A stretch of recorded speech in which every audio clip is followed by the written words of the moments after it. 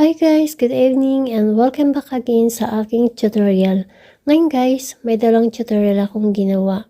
I-share ko ito sa mga taong gustong malaman kung paano magpalit or mag-change ng profile picture sa ating WhatsApp.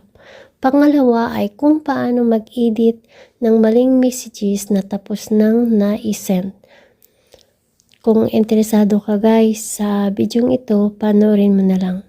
So the first tip na ating gagawin is itatap natin ang ating mga WhatsApp sa ating mga screen at may makita kang 3 lines dyan sa right side, itap mo na rin at itap mo na rin ang setting. So proceed tayo dito sa picture, tap mo and then pag tap mo may icon sa right side, itap mo sa baba ng picture, tap mo yan at tap mo na rin itong gallery. Before that, may pagpipilian dito. Kung gusto mong mag-picture lang muna, so may camera dito. Mayroon ding avatar. Pero may gallery dito na gusto mo kung sa gallery ka na lang mamimili.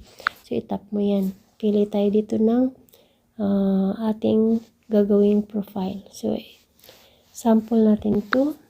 Yan. Then, itap natin ang done sa baba. Ayan. So, napalitan na po siya guys. So, yan lang po guys ang pagpalit or pag-change ng ating profile picture sa WhatsApp. Go back tayo guys dahil may isa pa tayong ituturo. Yung isa ay kung paano mag-edit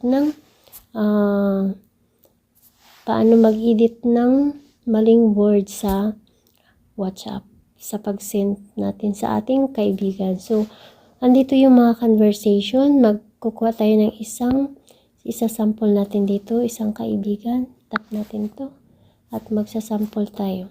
So, halimbawa, edit. Magta-type ako ng edit na maling edit. So, i-send ko ang words na to. So, paano nga ba mag-edit ng words, ng maling words? So, ipe-press mo lang yan siya guys. And then, mapansin mo dyan sa taas, sa right side, may tatlong 3 lines. Press, tap, then, itap mo na rin ang edit para ma-edit mo na ang words na gusto mong itama. So, i-edit. So, iset mo na lang yun siya guys. Ayan. So, ayan na po siya guys. Yung kanina, yung maling words na na-send ko, na itama ko na. At meron pa akong ipapakita sa inyo guys.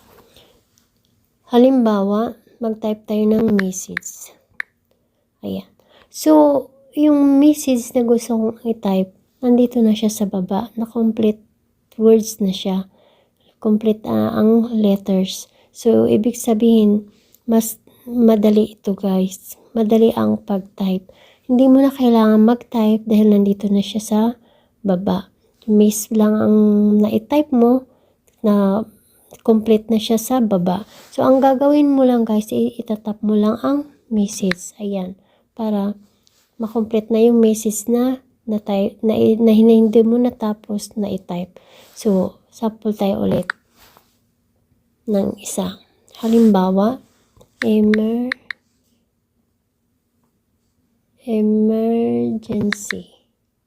Ayan. So, emergency.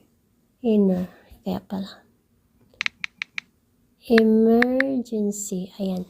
So, pa lang siya guys. Nandito na siya sa baba yung complete letters na ating gustong i-type. So, hindi na natin kailangan pang i-complete pag-type. Kundi itatap na lang natin yan para makompleto na yung words na gusto mo i-type. So, yan lang po guys. Hanggang dito na lang. And thanks for watching. God bless everyone. Go back tayo.